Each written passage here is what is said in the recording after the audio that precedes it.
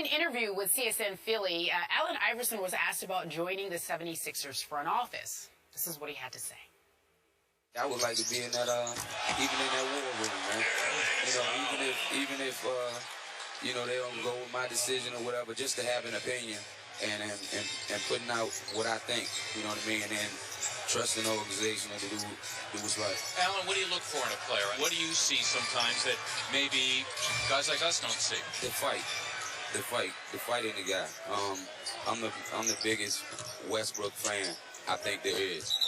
You know what I mean? Because he remind me so much of myself as far as his heart and laying it on the line night in and night out. Just a guy that's going to bring it every single night.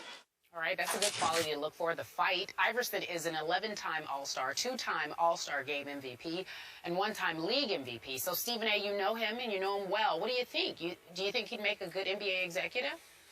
Yes, I do, believe it or not, but not the guy that's running the organization. Would I have him in my player personnel department? Would I have him scouting guys? Would I have him helping me select players? Yes. Now, obviously, you can't have a guy that came across as being allergic to practice, to some degree was undisciplined. He understands that. You can't have him, quote unquote, running the organization, because you're going to have to be in a position where you're demanding and commanding that individuals put forth their due diligence on a day in, day out basis. And they're going to look at him and say, well, he's not somebody that had to do that in order to acquire the level of success that he acquired. Former league MVP, 11-time All-Star, 4-time league scoring champion. He will be a first ballot Hall of Famer, by the way, when his name comes up. Career 26.7 point per game scorer, nearly 7 assists per game, 2.2 steals. This dude was arguably the greatest little man ever, even though I put Isaiah Thomas up there because he was a 2-time champion. But Allen Iverson was nothing short of sensational, and he was an assassin, and I covered him for the first 10 years of his career. If I don't know anything else, I know this man. But what I'm saying is, obviously you can't have him to be number one, numero uno, Skip, as the executive. But if I'm running an organization and I need somebody to look at talent and tell me about this guy's ability, about this guy's toughness, about this guy's heart, and help me formulate a roster of players, yes, Allen Iverson could do that role, because Allen Iverson, one of the reasons that made him so successful in ripping dudes' hearts out of their chest, figuratively, is that it was easy for him to tell who had heart and who didn't. And I'm telling you, this dude, I mean, he and I talk, and he'll pick apart players, Skip, and he'll be like, this dude is all right, but this dude, I don't know. Stephen A., I don't know if he's going to show up in the big moments. This dude right here, I don't know, man. And sure enough, I'll watch, and he'll be right on the money. The man knows talent, and I think that there's a place in that regard. Okay, Stephen A. Smith, is it fair to say you love Allen Iverson? You have deep love for this man? To death, absolutely. To death. Yes. Is it fair to say you're not completely objective about him? Well, I don't think that's fair to say, because I covered him for 10 years, and how many times was I critical of him writing about him?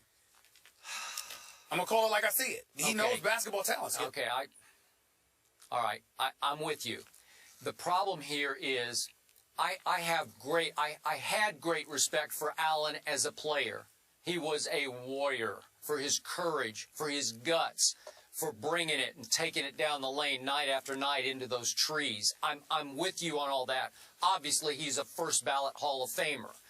But can he then, after all of his off-the-field conflicts, suddenly snap his fingers and say, hey, I should be an executive with the 76ers? I'm just not sure it can work that way. That's not the real world. And trust me, there are a lot of guys out there trying to climb that ladder into player personnel who did play in the league, and they're paying big dues. They'll be offended by this whole concept of Allen thinks, oh, I think now I want to be an executive. And Stephen A., it's hard to overcome. I'm going to be objective here, and forgive me if you think I'm over harsh on this. But remember, Allen had a troubled past, going back to his high school days. He obviously was convicted of an assault. He did 4 months before that conviction was overturned. Then you recall in 1997, I think you were covering him then. He got stopped for speeding, then arrested for concealed weapon, possession of marijuana. Then he did the rap song with the derogatory lyrics, and the commissioner had to get involved. He had to change the lyrics.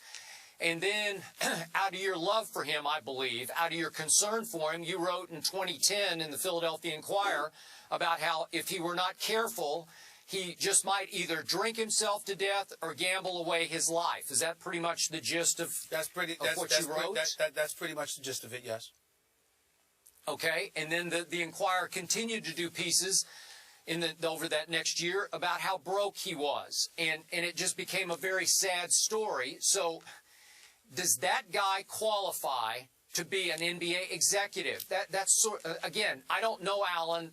Obviously, you know him all too well. But does that guy qualify to you as executive material? Because a lot of fans are going to say no. Well, they can get over it, and here's why. Because the question wasn't pertaining to does he deserve the shot to do it. That's a different question. The question was, would he make a good NBA executive? And when we say executive, there are a multitude of positions that executives fall under. You know, he's not the president of basketball operations. He's not the GM. But if you are a GM or a president and you needed somebody to scout talent or to watch film and tell me what you think about this guy and play a role, I think he could do that. And that's what I'm saying. I'm saying that he's the kind of talent that knows talent. Now, if you want to bring up all of that other stuff, that's fine. But let me juxtapose it to this.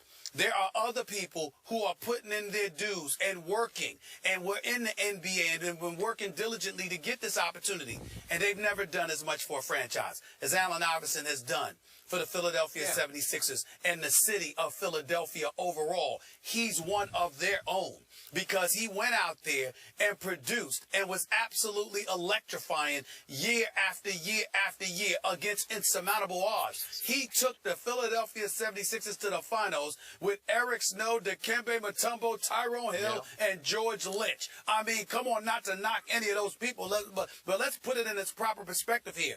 All I'm saying to you is nobody is saying that Allen Iverson should be hired as the next president of basketball operations or a GM. Of course he doesn't deserve that. But the thing about it is when you look at basketball players and people who are high-end producers, they shouldn't be out of this game because of what they meant to the game and what they meant to their respective franchise. Kareem Abdul-Jabbar shouldn't be outside looking in for an NBA job. Okay? None of these guys who were stars in this league who did something, what they did for their franchises, should be on the outside looking in without a job. And I'm simply saying, what did Allen Iverson say? I would love to just have some input. The decision makers are going to make the decisions, but I would love for them to ask me and for me to give them my input. I don't see anything wrong with that. There's nothing wrong with that. Okay, last quick point. And again, you talk to him all the time, so you have gained respect for his basketball insight even post-career. Yes. I don't have that. But I can tell you what my rule of thumb is. The greater the player, usually the worse the evaluator of other talent. Now, there are some exceptions to that rule. Maybe Allen is one of them because he basically overachieved at about 6 feet tall. So maybe he had to be able to see and feel why other players were good because he didn't have, he had great ability, obviously, but he didn't have great size or strength or all those great things that a lot of other NBA players have. So my point is, it would be against the norm, against the odds, if Allen had a great insight into picking basketball talent. That's just me. That's my experience. Ask Allen, if I'm picking a talent, if I'm picking a squad, and I can pick up the phone and ask Allen Iverson, what do you think about this player? I'm going to want to hear what he has to say because in speaking to him and knowing him now for more than 16, 17 years, this guy knows talent. And I would listen to what he has to say. I might do my own thing, but I want to hear what he has to say because he's usually right. He's usually right about who can play, who can't play. And he's very big, Skip. He's very good on who has heart. Boy, does he peel that out. He can tell you a softie in a heartbeat. Oh, yes. You all may remember Allen Iverson said once he'd never want to coach because, quote, we'd never practice. But again, as Stephen A. just mentioned, he said he just wants some input, some say. Moving along here, NFL insiders say the Dolphins overpaid for Ndamukong Suh. Surprise or not really? That is the discussion on the other side of the break. We'll be right back.